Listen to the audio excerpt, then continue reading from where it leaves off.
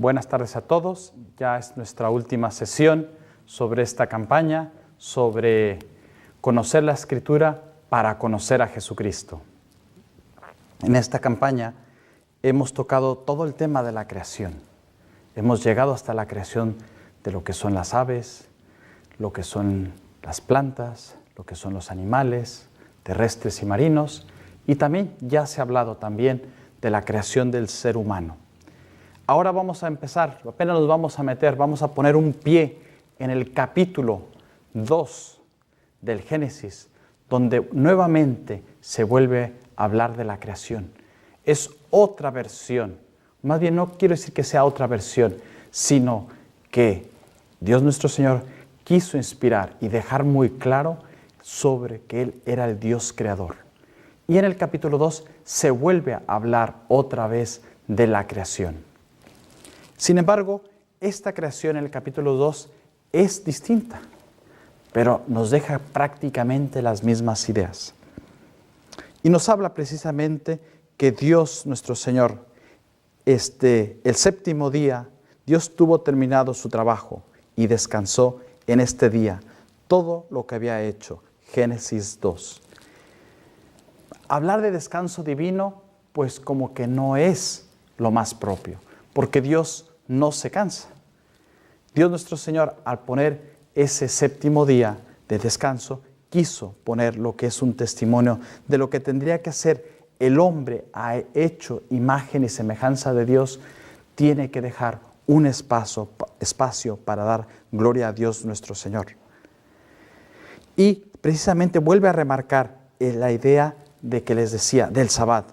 Por eso los judíos perseguían a Jesús, porque hacía estas cosas en sábado.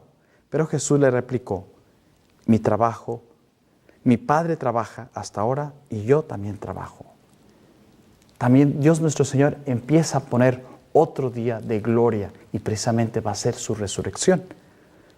Y decía, Dios nuestro Señor no quiere romper lo de la creación, simplemente quiere decir que Dios Padre no se cansa. Como decía, mi Padre sigue trabajando en sábado. Dios no necesita descansar, simplemente le dejó al hombre un día para que descansara y diera gloria a Dios nuestro Señor. Decía la Escritura, sobre todo en el Éxodo, recuerda el día del sábado para santificarlo. 6 días trabajarás y harás todos tus trabajos, pero el día séptimo es día de descanso para Yahvé, tu Dios. No harás ningún trabajo, ni tú, ni tu hijo, ni tu hija, ni tu siervo, ni tu sierva, ni tu ganado, ni el forastero que habita en tu ciudad. Dice el Catecismo, en la creación Dios puso un fundamento y unas leyes que permanecen estables, en las cuales el creyente podrá apoyarse con confianza y que son para él el signo y garantía de la fidelidad inquebrantable de la alianza de Dios. Por su parte, el hombre deberá permanecer fiel a este fundamento y respetar las leyes que el Creador ha escrito en la creación. Recuerda que el día de alabanza a Dios nuestro Señor, que actualmente es el domingo, porque es el día de la resurrección, está escrito en la creación de Dios y sobre todo está escrito en la redención de Dios nuestro Señor. Dice en la carta a los Hebreos, pues quien entra en su descanso, también él descansa de sus trabajos, al igual que Dios de los suyos. Esforcémonos, pues, por entrar en este descanso, para que nadie caiga imitando aquella desobediencia.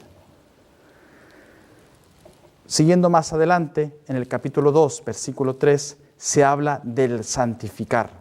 Y dice el Catecismo sobre esto, la creación está hecha con miras al Señor y por tanto, el culto y la adoración de Dios. El culto está escrito en el orden de la creación. Y volviendo a decir lo que repetía antiguamente y lo dije anteriormente sobre San Benito, dice, nada se anteponga a la dedicación a Dios. Pero vamos un poquito más adelante y dejemos un poco lo que Dios nuestro Señor ha establecido en la naturaleza, ese día de culto, y habla precisamente en el capítulo 2, versículos del 4 al 25, se habla que Dios quiso al hombre. Y dice así el Catecismo, la persona humana, creada a imagen de Dios, es un ser a la vez corporal y espiritual. el relato bíblico expresa esta realidad con un lenguaje simbólico, cuando afirma: Dios formó el hombre con polvo del suelo, insufló en sus narices aliento de vida y resultó el hombre un ser viviente. Por tanto, el hombre en su totalidad es querido por Dios. Qué bonito nos refiere el Catecismo de la Iglesia Católica. El hombre es un ser querido por Dios. El primer hombre fue no solamente creado bueno, sino también constituido en la amistad con su Creador y en armonía consigo mismo y con la creación en torno a él. Amistad y armonía tales que serán superadas más que por la gloria de la nueva creación en Cristo. Dios puso la armonía y la amistad para el ser humano. Para el animal y para toda la creación solamente armonía, pero al ser humano Dios nuestro Señor también le otorgó su amistad. Si nos fijamos allí también en este capítulo 2, en los versículos del 4 al 25, nos vamos a fijar que de repente Dios pone al ser humano en el Edén, en ese pedazo de tierra donde quiso manifestar toda su creación, donde quiso manifestar su gloria de manera especial. Y nos habla precisamente que lo pone en un estado de gracia, porque toda la descripción que da allí, en esa parte del Génesis, de alguna manera como que Dios coloca al ser humano en un templo. Porque si se fijan, la primera descripción de esa narración de que Dios es colocado en un templo se encuentra precisamente en la descripción que está en el este. Cuando se habla del este, todas las cosas tienen que ver con Dios. Cuando leas la Biblia y se haga referencia al este, incluso los templos eran construidos siempre teniendo como referencia el este. Y esa es la ubicación que da precisamente Dios nuestro Señor cuando habla del Edén, una realidad que estaba en el este, y allí es donde pone el hombre. Se ve que Dios nuestro Señor, donde coloca al hombre, y su sitio ideal es no solamente en el templo, que tiene que estar encerrado en una iglesia, sino que tiene que estar en su vida dando gloria a Dios, porque lo pone allí, precisamente en el este. Dios nuestro Señor te coloca en el este de tu vida, precisamente allí donde tú te puedes desarrollar como un hijo de Dios. También se habla que ese Edén tenía unos ángeles que custodiaban y pertenecían precisamente a esa parte celestial, angelical de los querubines. De alguna manera Dios nuestro Señor coloca al hombre donde hay unos grandes guardianes, que son los ángeles. Por eso en las iglesias, en el Arca de la Alianza, estaban los ángeles y los querubines que estaban allí, precisamente representando precisamente el lugar donde Dios ha colocado al hombre. También se habla de árboles, se hablaba de fecundidad, de un lugar donde precisamente el hombre consigue la vida. Por eso se habla precisamente de que Dios lo colocó en un templo cósmico, en una realidad celestial, en un lugar donde precisamente un lugar de alabanza a Dios. También se habla de aguas, donde precisamente se habla que después en el cristianismo entenderemos precisamente en el bautismo. Dios lo bendice. Donde hay agua también hay fertilidad, hay vida, ¿no? También la Sagrada Escritura habla precisamente de una descripción de una casa donde habita Dios en la tierra. Como les decía anteriormente, antes se entendía que todo era un cielo. Lo que Dios creó, la tierra, el cielo, era todo un cielo. Eran varios niveles de cielos. Y precisamente Dios colocó al hombre donde él habita. Allí es donde quiso Dios colocar en la creación. Pasemos un poquito más adelante y veamos qué es lo que Dios nuestro Señor todavía nos sigue transmitiendo en este libro del Génesis. En el capítulo 2, versículo 4, dice así: estos fueron los orígenes de los cielos y la tierra, cuando fueron creados, el día en que hizo Yahvé Dios la tierra y los cielos. Y precisamente lo que quiere quedar muy claro en esta parte es que el Dios de Yahvé, Yahvé, no el Dios de Yahvé, sino que Yahvé, ese Dios que se les había manifestado y ese nombre se había dado, ellos dejan muy claro en la Sagrada Escritura que Yahvé es el creador. El Dios de Israel es el Dios creador, es el mismo. Y eso es lo que quieren dejar precisamente en esa parte, y eso es lo que nos quieren dejar a nosotros, que el Dios de Israel es un Dios creador. En el 2.5, en esta narración, como les vuelvo a decir, el creador no trata de hacer historia, en qué momentos existió todo esto, sino que precisamente lo que nos quiere dejar muy claro en esta parte de la Sagrada Escritura es que Dios es el creador. Aquí también vamos a ver otra narración de lo que es la creación del hombre. Parece que cuando Dios crea al hombre, como que yo les había dicho que antes, como que Dios nuestro Señor pone a toda la familia trinitaria. En el capítulo Dios, de alguna manera, nos deja claro que antes puso la familia trinitaria, pero ahora Dios nuestro Señor, como que Él se toma la preocupación de cómo va a crear al ser humano. Y Él trata de describir con mayor detalle y más lujo de detalles cómo todo un Dios crea al ser humano. Y Él precisamente habla que Dios lo crea de materia. Y dice que Dios toma del elemento de la tierra, lo toma y lo forma, como un alfarero. San Pablo también recurrirá a hablar de ese Dios como alfarero, ese Dios que nos va formando, que nos va trabajando. ¿Y por qué se hablaba mucho de esto? Porque antiguamente en los pueblos de Egipto y Mesopotamia se hablaba mucho de que el ser humano estaba formado de la tierra. Pero el autor sagrado retoma esa realidad, esa manera de pensar y dice, efectivamente, el hombre ha sido creado por Dios, de un elemento humano, de un elemento terrenal, pero el autor sagrado le añade más, algo más, y termina y concluye cómo fue esa creación.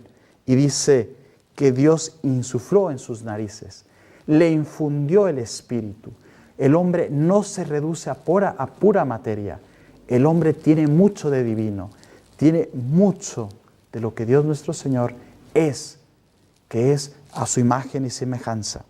Actualmente se habla mucho de que el ser humano es fruto de la evolución. Algunos, hablando de la evolución, hablan que el hombre viene del mono.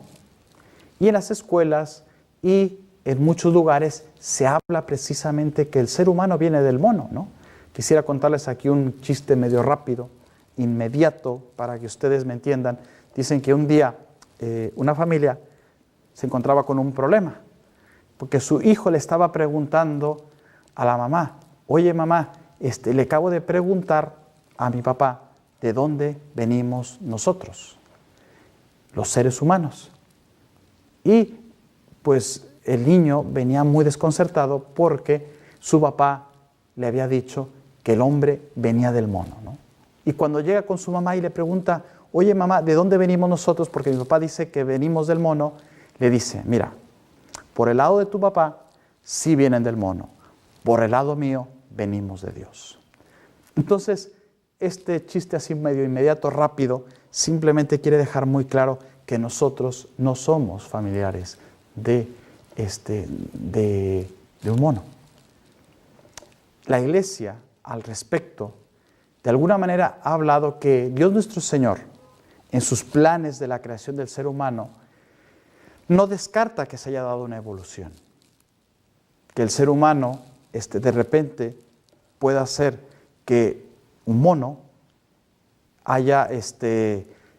Dios nuestro Señor, le haya querido dar la alma humana y se haya desarrollado a ser un ser humano. Pero sin embargo, la Iglesia no quiere hacer ciencia.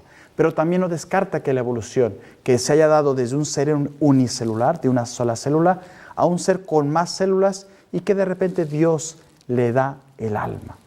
La Iglesia no lo descarta, pero tampoco lo afirma. Es una teoría más. Pero lo que quiere la Iglesia enseñarnos es que Dios es el creador. El Dios, Yahvé, es el creador. Y eso es lo que Dios nuestro Señor nos quiere dejar claro.